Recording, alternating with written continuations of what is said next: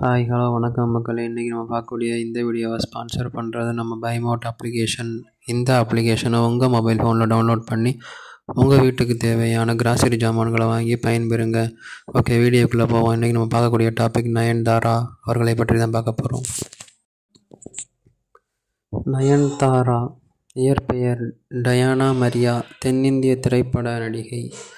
அவர் 2003ஆம் ஆண்டு மனசினக்காரே என்ற மலையாள மொழி திரைப்படம் மூலம் திரைப்படத்திற்கு அறிமுகமான நயன்தாரா 2005ஆம் ஆண்டு ஐயா திரைப்படத்தின் மூலம் தமிழ் திரைப்படத்துறைக்கு அறிமுகமானார்.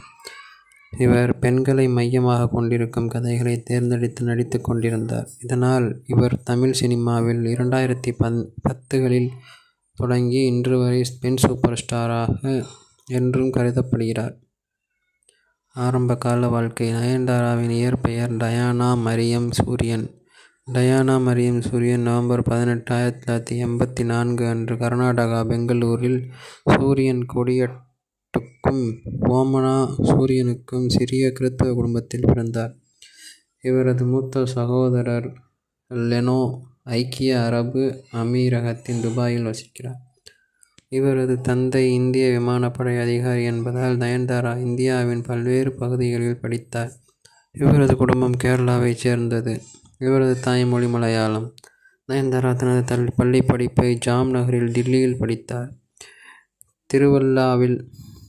திருமூலபுரத்திலுள்ள பாலிகா மடம் பெண்கள் மேல்நிலைப் பள்ளியில் படித்தார். பின்பு ஆங்கிலம் இலக்கியத்தில் இளங்கலை பட்டம் படித்தார்.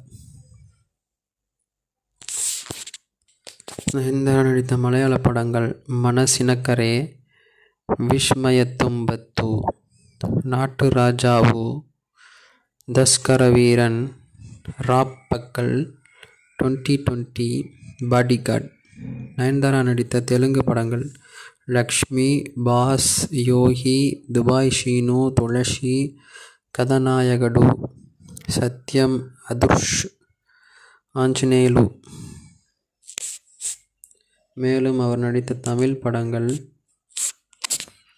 2005ஆம் ஆண்டு வெளியான ஐயா படம், 2005இல் சந்திரமுகி, 2005இல் சிவகாசி, 2005இல் கஜினி, 2006இல் கல்வனின் காதல், 2006இல் வல்லவன், 2006இல் தலைமகன், 2006இல் 2007இல் சிவாஜி, 2007இல் பில்லா, 2008இல் யாரடி நீ மோகினி, 2008இல் குஷேலன், 2008இல் சத்யம், 2008இல் ஏகன், 2009இல் வில்லு, 2009இல் ஆதவன், 2010இல் பாஸ் என்கிற பாஸ்கரன், 2010இல் கோவா, 2013இல் ராஜாராணி, 2013இல் ஆரம்பம், 2013இல் எதிர்நீச்சல், 2014இல் இது கதிர்வேலன் காதல்,